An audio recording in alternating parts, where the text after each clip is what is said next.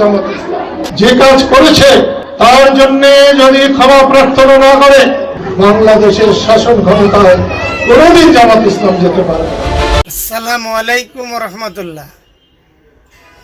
প্রিয় দর্শকবৃন্দ, আপনারা দেখেছেন যে টাঙ্গাইলে জামাত ইসলাম একটা পূজা মণ্ডপে গিয়েছিল, কিছু সময় পরে বঙ্গবীর কাদের সিদ্দিকও সেখানে গিয়েছিল।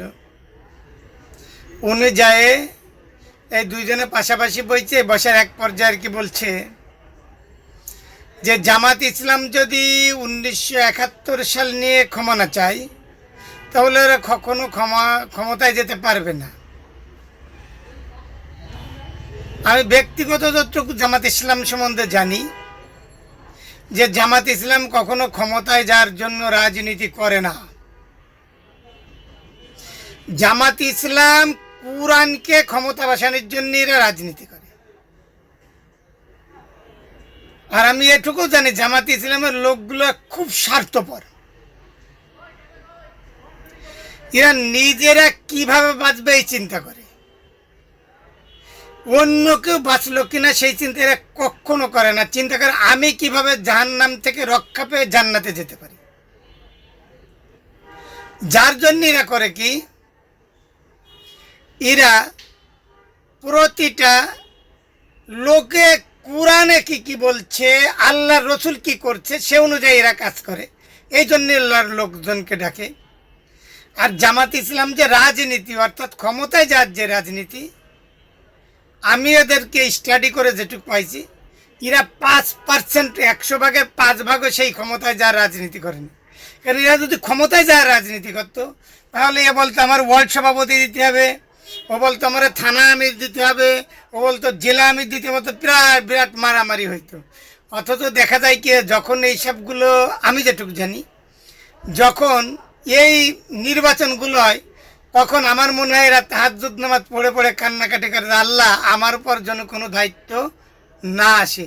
তার মানে এরা ক্ষমতায় যাওয়ার রাজনীতি এরা করে না।